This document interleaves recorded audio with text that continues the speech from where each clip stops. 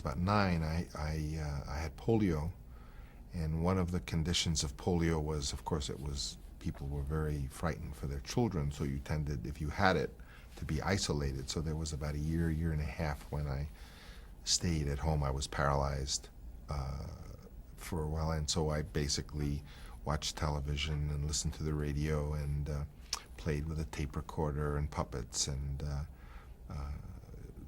kind of my day was made up of those kinds of things. One afternoon, I remember around 4 o'clock in a building called the Little Theater, I noticed a notice that they were going to show a film called 10 Days That Shook the World by Eisenstein.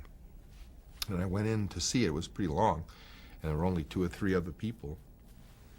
But I was so impressed with this film, and it was a silent film, but so impressed with what cinema could do, and of course having quite a bit of experience in theater. But at that afternoon, I think, was when I decided that I would not go into theater. And I had a number of teachers who hated me, that at least I felt. I was not, I didn't do well in school. I did very well in school my first year and a half, and we left that school. I really quite liked that first school I went to, and life for me at age 5 and 6 was pretty wonderful and perfect. But then I went to a number of other schools. I went to many schools and went through that whole New York school system, PS this and PS that, and I found them very frightening and like penitentiaries, and I didn't do well in those schools, maybe partly because I was always moving from school to school, but nonetheless I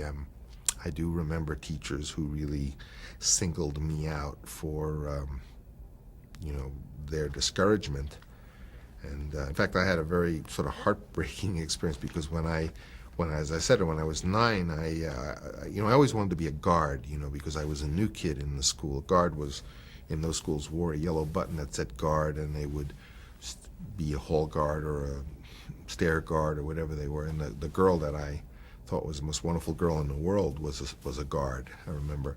And when I got polio, of course, I was taken out of school, and then about a year and a half later, I went back to school, and as they had a little ceremony and kind of welcomed me back, and they made me a guard as part of I guess my being taken back into school. And my teacher, Mrs. Hemachandra, who really was, I think she was a very bright woman, but I remember her as an oppressor. But I remember like a week later she said, well, why should you be a guard just because you were sick? And she took away my guard button, Roger said he was going to make a film in Europe, and asked me if I knew anyone who could be like the sound man on it.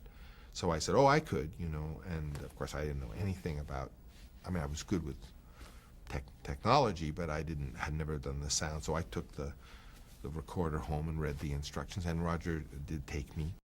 I wrote the script of Patton, and the script was very controversial when I wrote it, because they thought it was so stylized. It was supposed to be like a sort of, The Longest Day, and my script of Patton, was sort of interested in reincarnation, and I had this very bizarre opening where he stands up in front of an American flag, gives a speech, and ultimately I wasn't fired, but I was fired, meaning that when the script was done, I said, okay, thank you very much, and they went and hired another writer, and that script was forgotten.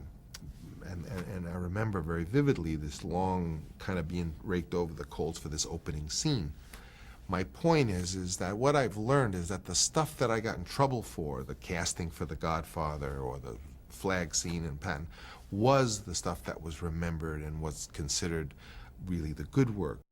In your own time, usually the stuff that's your best idea or work is going to be attacked the most ferociously, probably because it's new, or because they had never seen an opening of a movie like that, or seen a gangster movie done in the style. So you have to really be courageous about your instincts and your ideas, because otherwise you'll just knuckle under and change it, and then things that might have been memorable will be lost. That you don't know what you're doing, or the camera operator or the cameraman, everybody. When you go on a set, that's one of the reasons George Lucas never directed again. No one knows this, but when he made Star Wars over there in England, George is sort of a little skinny version of me, and he's not doesn't have the most physical kind of stamina, and he was so ridiculed and sort of, that kind of jock-like attitude that crews can have, putting him down for what he was doing and stuff. He was so unhappy making Star Wars that he just vowed he'd never do it again. I mean, and plus he was like diabetic, so he was a little sick, and that you really have to, that's why someone today said you ought to love what you're doing, because, especially in a movie, you really have to love the project and love the story, because you will, over the time, you really will start to hate it, and the fact that you say, gee, but I really like what this is about, is a very valuable asset. Most Italians who came to this country are very patriotic, and what that meant was just that there was this exciting possibility that if you worked real hard and you were loved something, that you could become successful and wouldn't be held down, due to who your family was and what have you. And certainly in my case, I found that to be true. I became quite successful very young, and it was mainly because I would have to say it's because I was so enthusiastic and I just worked so hard at it. Our generation represented a major transition. It was the first time, certainly, that film students were given the chance to make films. Film in the past was it was a profession that you kind of worked your way up. Frank Capra was a prop man. I think John Ford was a prop man, and it was a little bit of a father and son thing, and you kind of worked your way up. And when we all went to film school, my class and my comrades there, we didn't think we were ever going to really get to make feature films. We thought we would end up making industrial films, or possibly some be on the fringe, or maybe get involved in television. My aspirations when I went, I had no idea. I mean, I just wanted to be part of the film business. I had no idea that I'd really get to direct feature films or to be successful at it. And of course, my story is that when I was going for my graduate degree, I decided I was going to make a feature film as my thesis. That's what I was famous for, was that I was not only the first film student to kind of become a professional director, but I also had my thesis film be a feature film, which was You're a Big Boy Now. A lot of early magicians began experimenting with using basically what is cinema to do their illusions. And of course, we know that some of the early pioneers like Méliès and what have you were magicians and used cinema to create illusions. So it was a little bit, I think cinema always had, as did theater for me, this ability to create some kind of magic, either through lighting, but to use technology to create magic is what appealed to me, I think.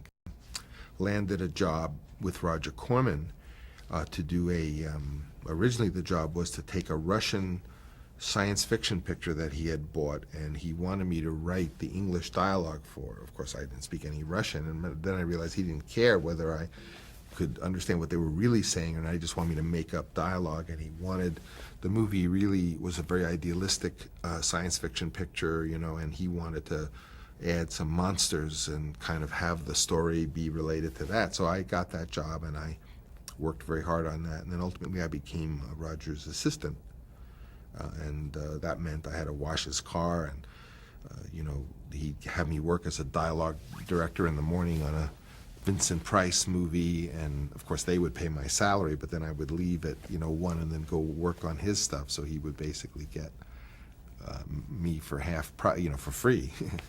So the great thing about Roger was he exploited all of the young people who worked for him to the fullest, but at the same time, the other side of it was he really gave you responsibility and opportunity, so it was kind of a fair deal.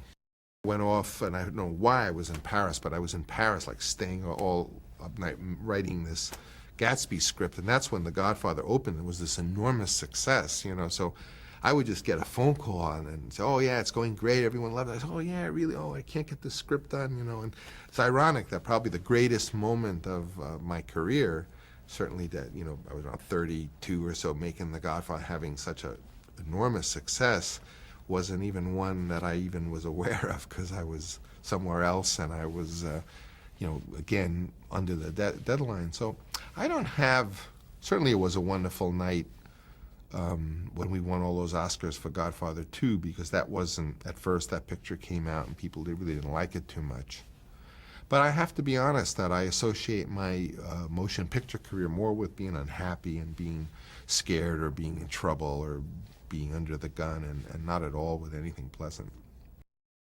A lot of younger would-be film directors started to come and hang out, because I had an office at Warner Brothers. I had directed Finian's Rainbow when I was like 23 or something, and pretty soon all these kids, some of them my age, some of them a little younger, started hanging around out with me, and I had a little money, and I had a lot of ambition to set up a group, a company. And so that's when I met George Lucas, of course, who was younger, and then he had all of his friends, and ultimately it became kind of this gang of young filmmakers who really were friends and hung around together. The key thing about film students at that point is we all wanted to work in 35 millimeter, and film students were junkies for equipment.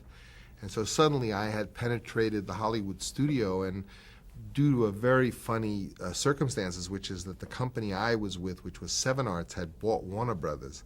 So for a while, no one knew who was running it, so I sort of just had the keys of the whole studio, and it was as though we suddenly had Warner Brothers, and we walked around and talked about, oh, we're going to get animation going again. And before I know it, there were all these guys coming there, and we'd talk about it, and that's when I met people like Carol Ballard and George Lucas and John Milius and Phil Kaufman, I remember, and Brian De Palma, and later Marty Scorsese. They were all like a few years younger, and they, then we really decided we were going to be independent. We were all going to move to San Francisco, and we did. And that company, produced some of those people's first films, George's films and what have you. And ultimately, but I had always wanted to be part of that type of artistic scene, like you hear about in Paris. What might it have been like to be there? And there's Hemingway in the Ritz Bar, and F. Scott Fitzgerald, or Sartre, and these wonderful people. And when we were there broke, trying to figure out how to pay for anything, little did I realize that in effect that's what that was, that all those people were to go on and become wonderful artists and stuff. But then it just seemed like we were just a bunch of young people who were wanted to take over the movie business. And in a way we did, but in a way we didn't, because we really wanted better things for it.